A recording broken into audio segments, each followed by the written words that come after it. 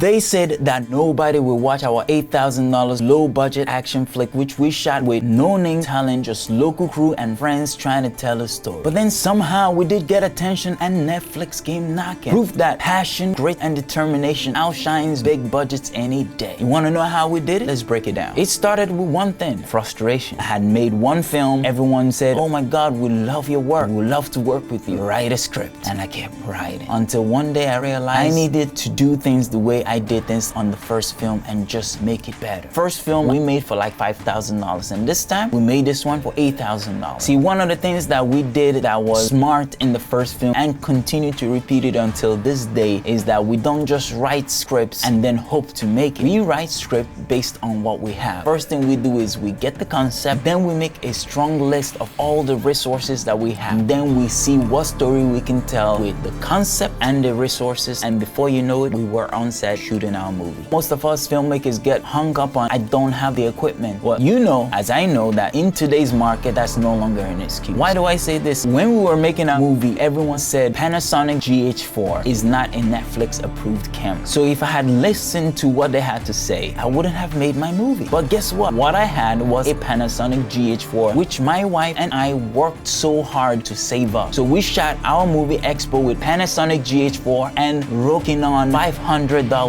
lenses. What about lighting? Well, all the lights and all the props were donated by our friends who are also filmmakers who were also working on the film. See, wonderful thing happens when you start moving. People get behind you, especially if you've been good to people. This process of filmmaking isn't built overnight. If you're hoping to save up money or if you're hoping to just get funding and make the best dang movie you can ever make, then this method isn't for you. But if you are a filmmaker who has that grit and that passion and you're willing to put in the work to build relationships and be good to people just for the sake of being good, then when it comes time to make your movies, and I mean movies, people will always show up for you. That's been the case for me. So cast, crew, and everyone were on board. So we took our $8,000 and we stretched that thing and made it work. You know as much as I know that food is about the most important thing on set. So we made sure we didn't skimp on the food. Please feed your cast and crew. But beyond that, we were very understanding that we are putting our cast and crew through a lot. And we shot for 21 days total. And we were shooting like 16-hour days. Wouldn't do that again because now I have smarter ways of doing it. But we did 16-hour days and we let people sleep on set. Let people sleep on set, please. People are human beings. If you burn people out, I don't care how much crew you have and how much money you have. If people are burnt out,